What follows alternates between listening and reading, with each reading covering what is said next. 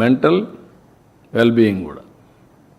కొంతమంది మనం చూస్తూ ఉంటాం అన్నిటి డిస్టర్బ్ అయిపోయి, ఇంకొంతమంది క్రైమ్ విపరీతంగా వాళ్ళ ఆలోచన నిద్ర లేస్తే క్రైమ్ లేకపోతే బతకలేరు. అలాంటి కూడా చాలామంది తయారయ్యారు. అదే చెప్పేది, ఇంకా వాళ్ళ క్రైమ్ అలవాటు అయిపోయింది. వాళ్ళు ఇంకా ఎవరు మార్చలేరు వాళ్ళని. తీవ్రవాదులు అంతే కదా, లేకపోతే నక్సలైట్లు అంతే కదా, లేకపోతే మీరు నేర్పాలి వాళ్ళకి. నీకు ఆ శక్తి ఉంటే నీకు అసహ్యం చేస్తాం ఆ జాబ్ని. కొంతమందికి పుట్టుకతో వచ్చేళ్ళు ఇవి నేర్చుకోరు. కొంతమంది కొన్ని చేస్తూ ఉంటారు, కొంతమంది చేయరు. వాళ్ళకి అదంటేనే వాళ్ళకు, అందుకే అది జరగకుండా చేయడానికి ఏం చేయాలో అవి చేస్తారు. ఇప్పుడు ఉదాహరణకు అందరూ యోగా చేస్తున్నారు అనుకోండి, రాష్ట్రం అంతా పాజిటివ్గా వచ్చారు. వీళ్ళు మాత్రం దాన్ని చెడగొట్టడానికి ఏం చేయాలనో వైలెన్స్ క్రియేట్ చేయాలి, డైవర్ట్ చేయాలి పబ్లిక్ అటెన్షన్.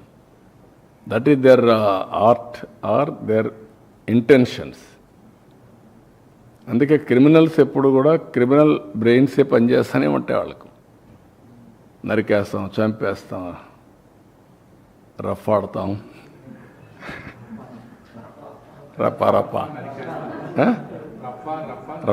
రఫా నరికేస్తాం. లేదంటే గంగ జాతరలో బలి ఇచ్చేస్తాం. ఒక గంగమ్మ జాతర కాదు, గంగమ్మ ఎవ్రీవేర్ ఉంటుంది, తిరుపతే కాదు. ఆ గంగమ్మ జాతరలో పొట్టేళ్ళు నరకడం అలవాటు.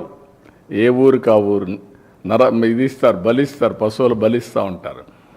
అది ఇప్పుడు మహాడే పరిస్థితి. ఊర్లో గ్రామదేవతలు కూడా ఇచ్చేవాళ్ళు ఒకప్పుడు.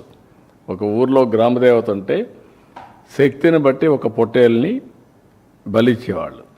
అప్పుడు అది పెద్ద ఫంక్షన్ చేసేవాళ్ళు ఊర్లలో. మేము చిన్నప్పుడంతా చూసాం.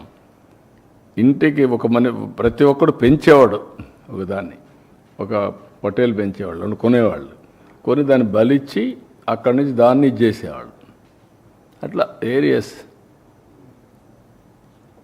అంటే అంత ఆ స్టేజ్కి వెళ్ళిపోతున్నారు వీళ్ళు. ఏం చెప్తా,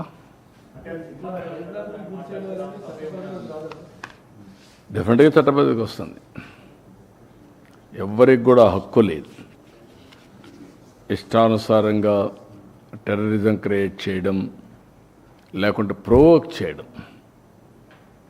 ఒకప్పుడు రాజకీయాలంటే ఒక బ్యాడ్ ఎలిమెంట్ ఉంటే వాటితో అసోసియేట్ కావాలంటే భయపడిపోయేవాళ్ళం, పక్కన రానిచ్చేవాళ్ళం కాదు. ఇప్పుడు వాళ్ళతోనే రాజకీయం చేసే పరిస్థితికి వచ్చేసారు. That is dangerous trend. Sir, Jaganmohan Reddy ఒక కీలకమైన మాట మాట్లాడుతున్నాడు సార్. తన వెనకాల వస్తున్న జనాన్ని చూసి భయపడిపోతున్నారు, అందుకే నా ప్రోగ్రామ్ని కండక్ట్ చేయకుండా ఆపే ప్రయత్నం చేస్తున్నారు. ఇప్పుడు ఎందుకు, ఇప్పుడు ఇంక 4 ఏళ్ల తర్వాత కదా నువ్వు మాట్లాడేది, అప్పుడు చూద్దాం నీ కథ. ఎందుకు ఊరికి ఇప్పుడు ఎందుకు అవన్నీ అంటే అట్లా మాట్లాడి బతకాలని చూస్తున్నారు. తప్పది. ఎవరు ఇది, నేను ఎందుకే మీకు మాట చెప్పాను, విచిత్రమైనటువంటి మనస్తత్వాలు ఉండే వ్యక్తులు మారిగా ఉంటారు. ఎవరన్నా మాట్లాడతారా? పోలీసులు తిడతారా? పబ్లిక్ని తిడతారా? మనం చెప్పి నరికేండ్రా పోయేసని చెప్తారా మీరు? ఏంటి ఇవన్నీ?